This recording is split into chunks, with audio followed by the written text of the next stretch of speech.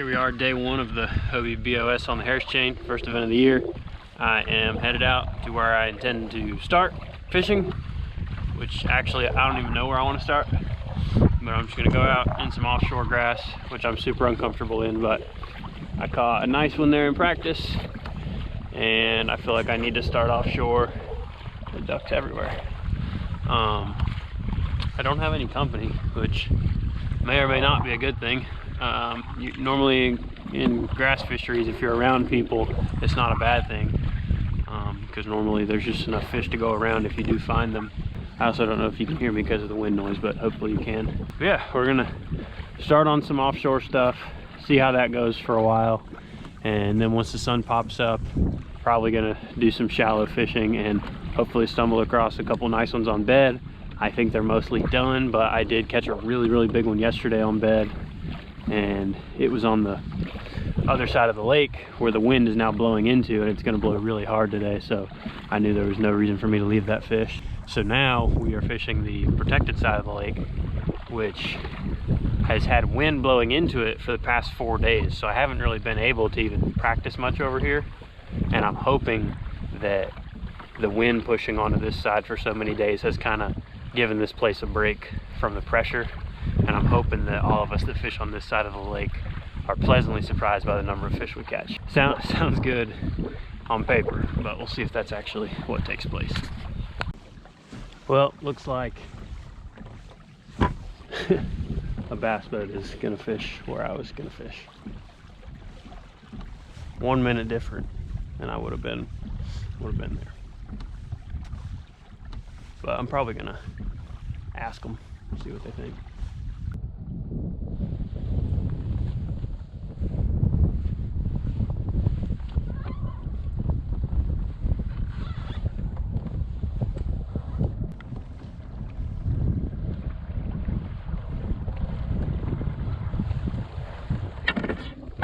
Hey, I gotta ask you, how'd you find that spot right there? Right here, the other day when I was practicing, I was up there and a couple came up breaking on bait, and I ran out here because I saw the birds diving on them.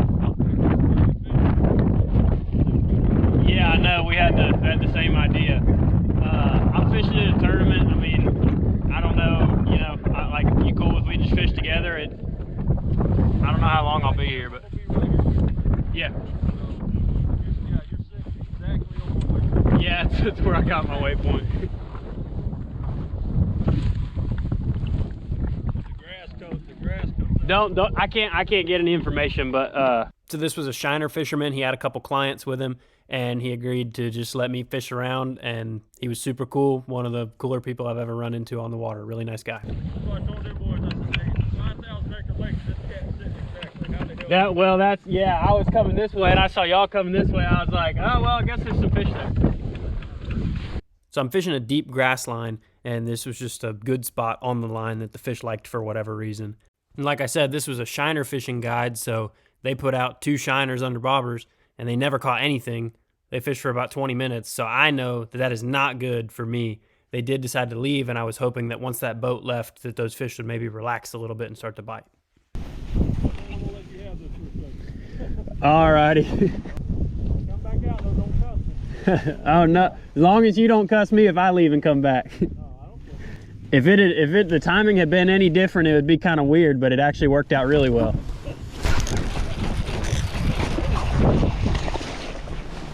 And that's what most of them look like in Florida.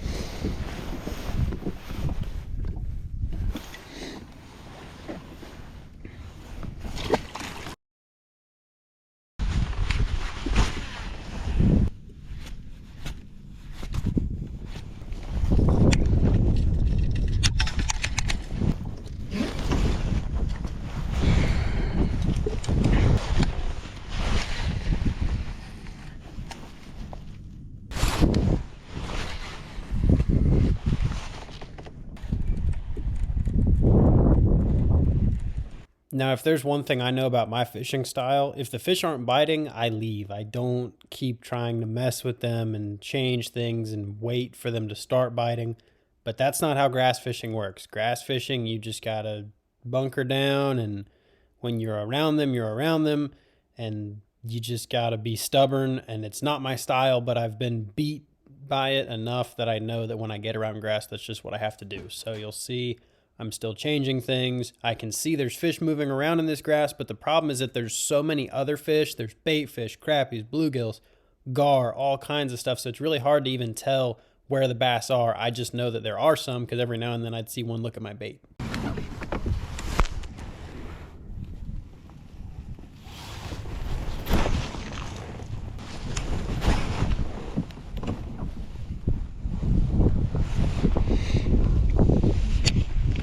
So I'm still in this same area. Basically, I've just kind of been crisscrossing back and forth throughout it, knowing that there's fish there, there's bass there. I caught a pretty good one there in practice, and there was definitely some around.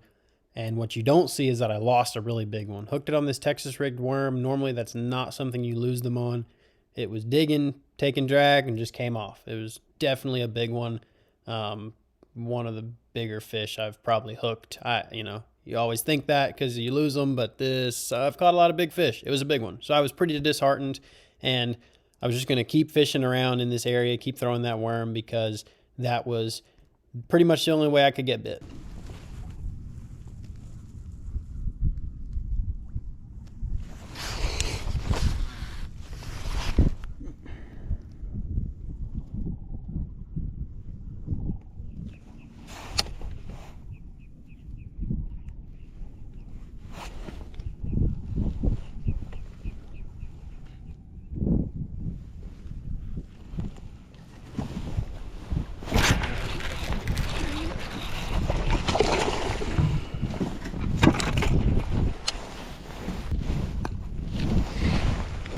So I lost a really big one, but just caught this one. Basically, all I've learned is that I have to see a fish in a grass clump, pitch to him, and then just don't even move it. Just go so slow. I mean, it's a small fish, but he has a hook mark in his mouth. So I don't know. I guess just the pressure on this place has these fish very, very wary about biting anything.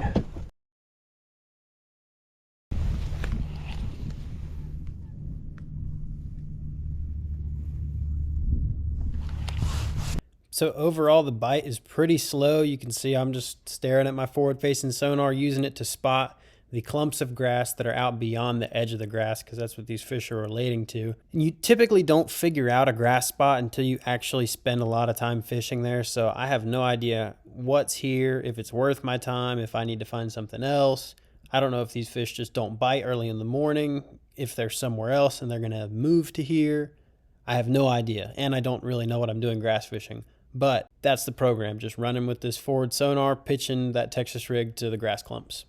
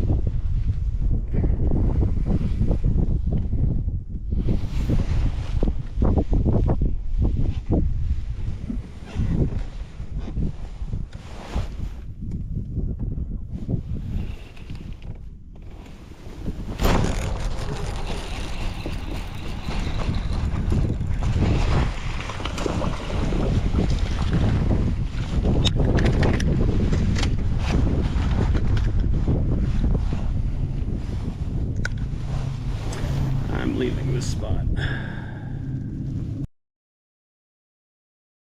So I did sort of figure that spot out. I had to let the bait sit there for a really long time. With forward sonar, you're able to make sure that your bait lands next to some fish.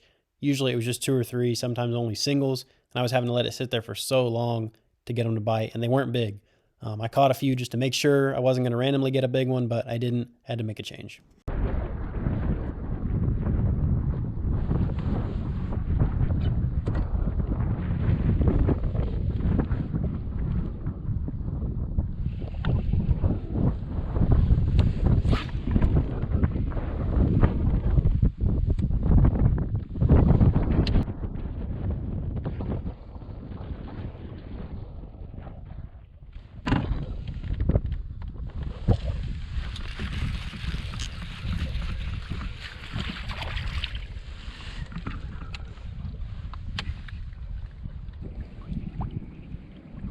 Here we go. I think. At least be bass.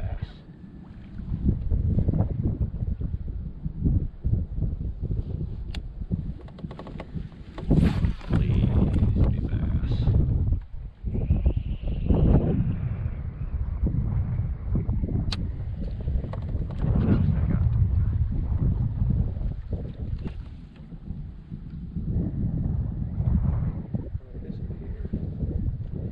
Looking at it. He's got it. Right.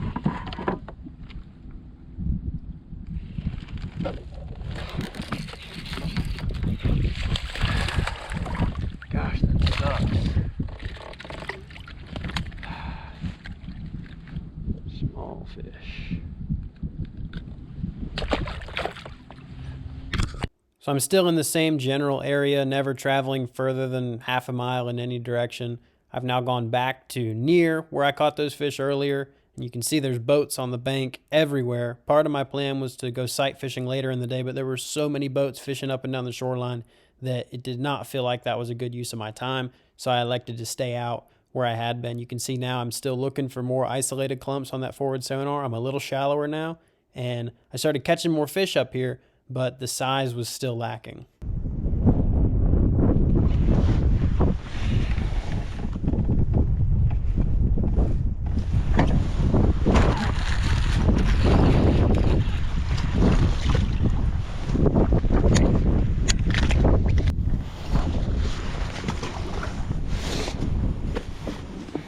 So you may be getting pretty bored at this point in the video because I'm catching tiny bass, and that is the reality of what was occurring, and that's kind of the reality of fishing in Florida, is that a lot of the time you're just going to be catching really small ones, hoping that at some point one turns into a big one. In practice, I'd caught lots of fish shallow that were bigger than these ones I was catching out here. I was not getting many bites offshore in practice, but when I was, they were a little better, so I was thinking, well, if I spend all my time offshore during the tournament, I'll be able to catch some better quality fish. And these fish were all smaller than the buck bass I was catching that were up spawning. So my wheels are really spinning at this point.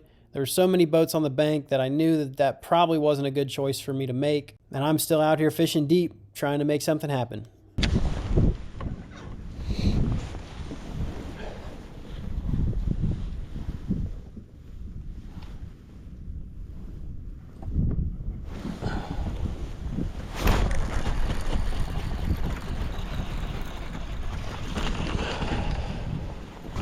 Small one.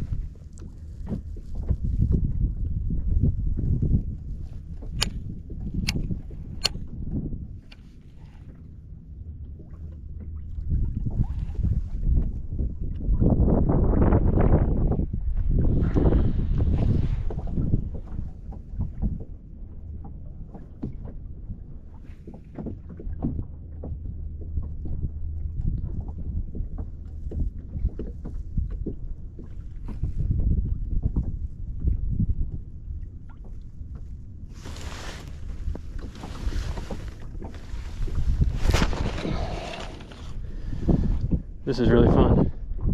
I've done that about 4 times now, 5 times.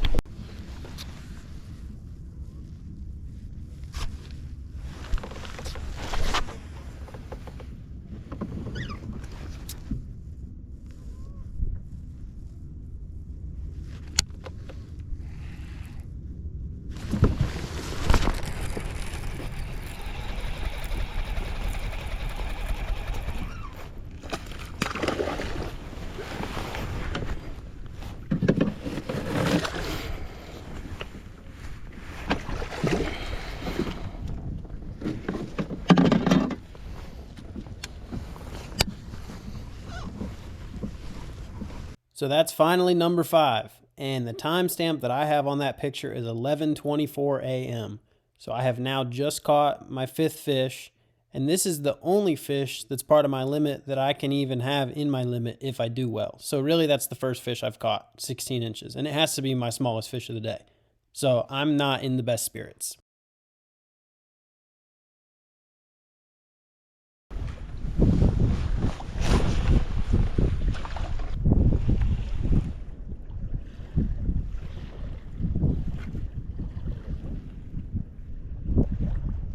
There he is.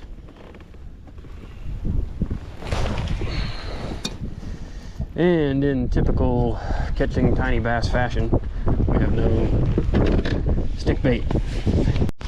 I'm not really filming. The wind's getting really bad, but I just caught that one, 15 and a half. I'm catching fish, but they're all the same size, and I need to be catching big ones, and I'm not catching big ones, but we'll see what happens.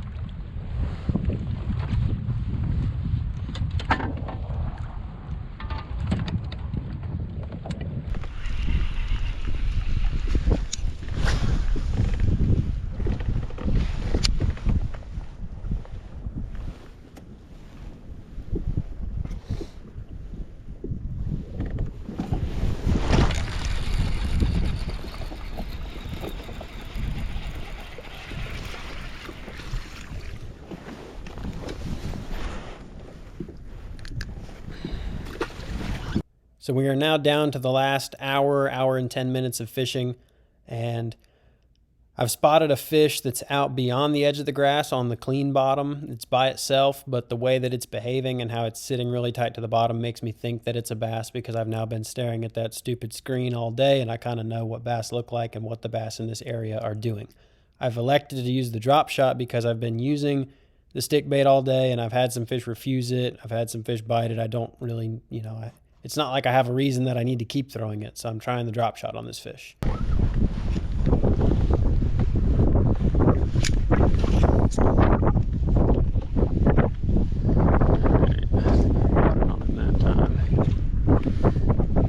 Oh, that's a bass. He ran from it.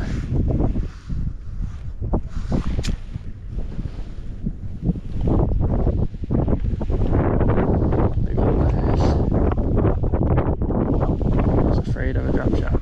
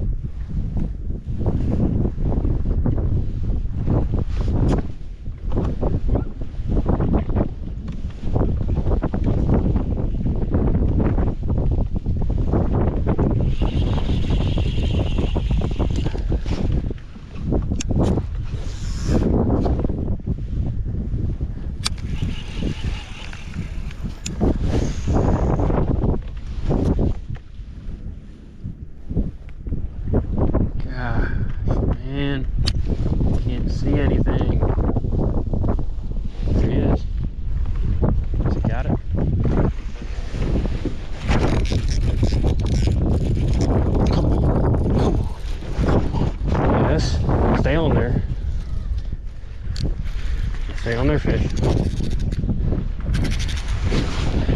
That's our bite. That's our bite.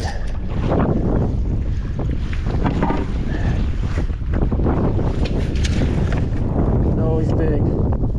He's strong. Holy cow, he's strong. Come here. Come here, fish. Yes. Oh, that's our bite. That's our Florida bite.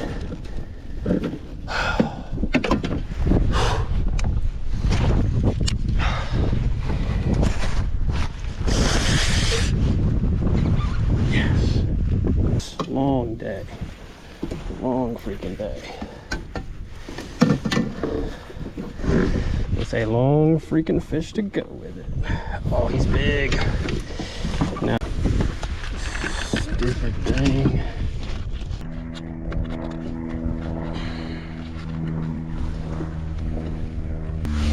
Okay, fish. I think we got you. And I'm sorry I had to keep you out of the water for forever and a day.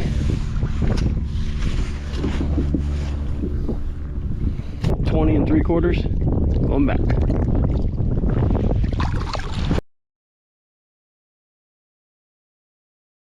So that was a super awesome last minute fish catch. Big one. Jumped me from 73 inches to over 80. I don't know how many spots up the leaderboard I jumped when I caught that fish, but it was a bunch. I would bet 30 or 40 spots. Regardless of if it was the day I was looking for or not, because I lost that fish earlier in the day, I knew that this bite saved my tournament. It saved my day. It kept me in the hunt. It meant that on day 2, I would have a chance to recover, and it wouldn't be impossible. I wouldn't have to go out and catch 100 inches to recover. So I was really excited about this.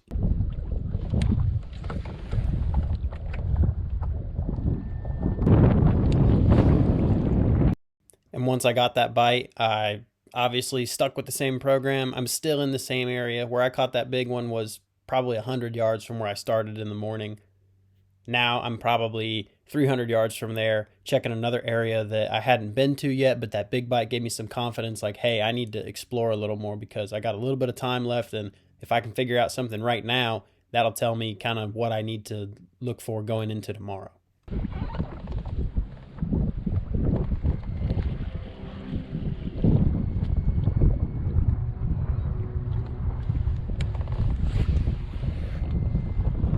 So I don't have a ton of experience fishing grass, and I'm still kind of learning as I go every time I grass fish. An interesting theme for me on this day was that whenever I was out here in this deeper grass, which is where I had my better size bites in practice, and also on this day, every time I was catching a good fish, I saw the individual fish on forward sonar. It made me kind of mad that that's how it was working, because I would pitch at a lot of random clumps and I would catch some fish doing that, but every time it was a good fish, I was seeing them. Now, since I had limited time, at some point I decide, hey, I'm just going to start cruising around until I see a fish, because I don't have enough time to keep casting at these random clumps, because every time I catch a fish, I see it on forward sonar. I don't like that that's how it is, but that's how it is, so that's what I did.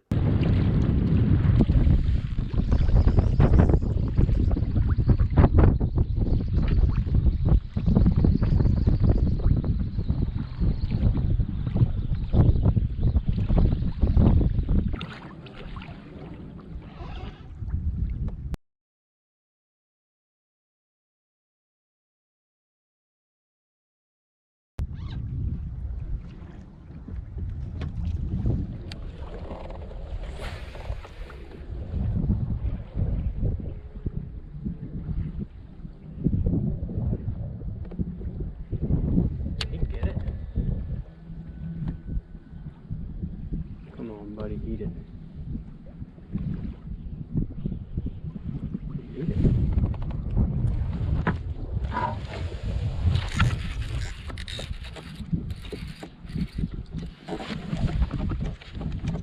Oh gosh.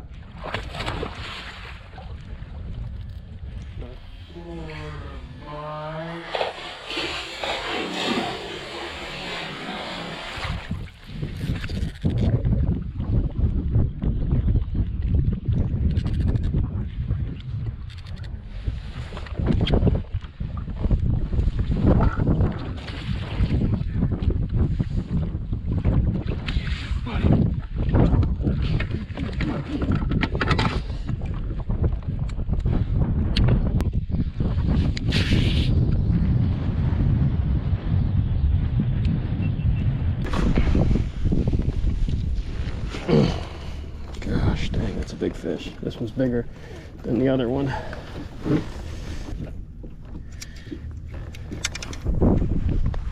Just got that one. That's a grown one. Gonna measure him up and try to get one more.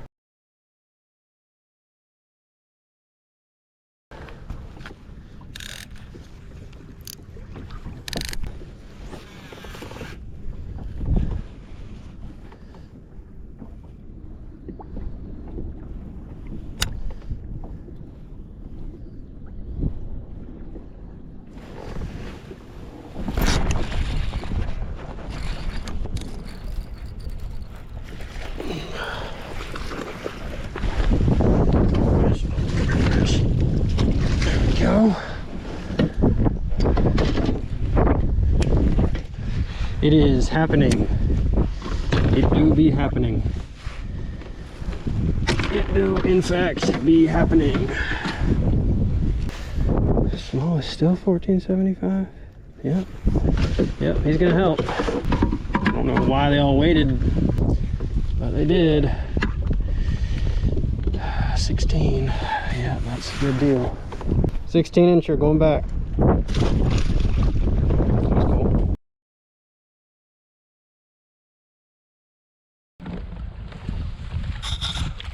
That's it on day one. I think I'm somewhere close to 90 inches. I think probably 89 something. And yeah, those two big ones right there at the end saved my butt.